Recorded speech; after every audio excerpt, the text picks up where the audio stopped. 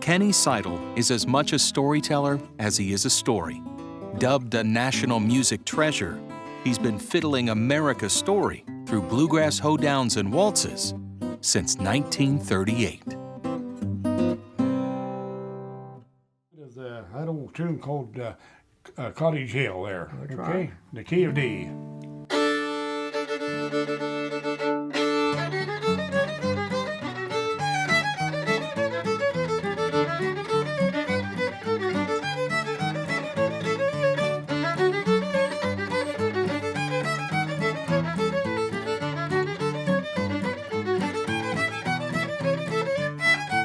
Uncle John, he would get his old fiddle out, and he'd play a few tunes, and then he'd hand his fiddle to me, you know.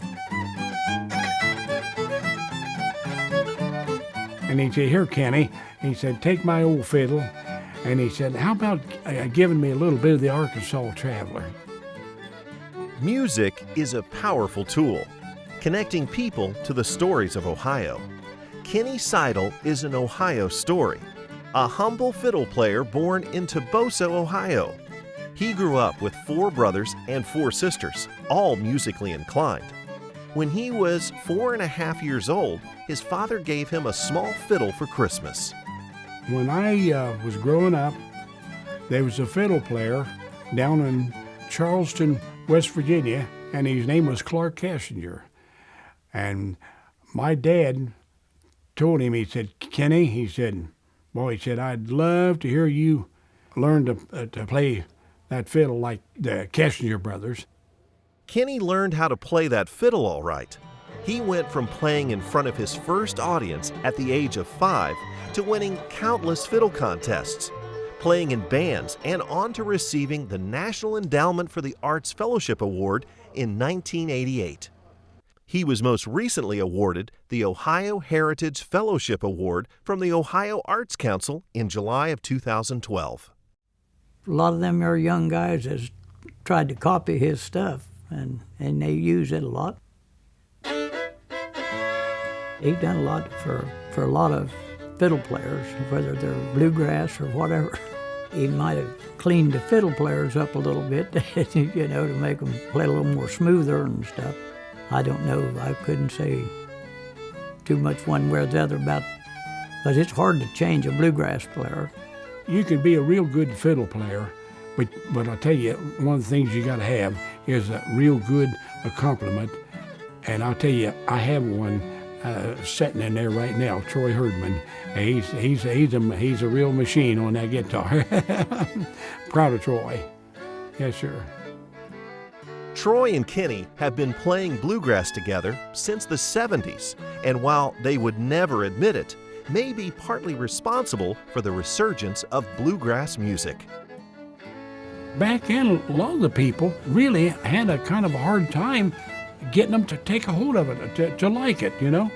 And you play a country song and they say, "Boy, I love that," you know.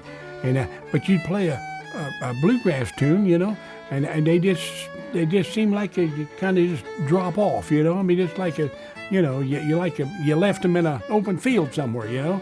One of the biggest misconceptions about bluegrass is that it's ancient, when actually bluegrass music started in the late 30s and early 40s of the last century.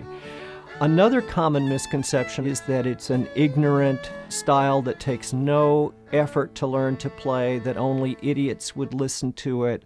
The way I see it today, bluegrass music comes right down to the real story of the American life, the way people, grows up and lives in our country.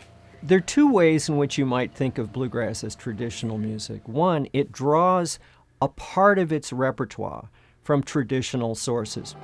Another way that you could think of bluegrass as traditional is that the styles of playing the instruments and the styles of singing are learned less in schools and colleges and conservatories and more from musician to musician, or within families, or within communities, which is a, quote, traditional way of learning a cultural form.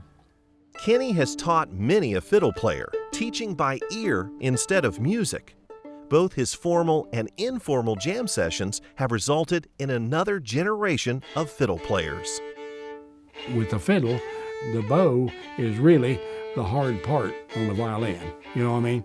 Yeah, I mean you can run fingers all over the place, but you got to know how to operate that, swing that bow back and forth, get the right technique there, Bluegrass has a lot of complex syncopation in it that you can always tell a new or an amateur bluegrass band from a professional or an accomplished bluegrass band because they don't get the timing quite right.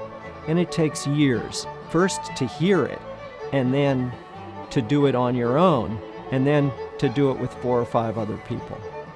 He'll play one tune one time, he'll put something in it, and then maybe the next time he'll think about it a little different way, and you got to kind of pay attention to what's going on.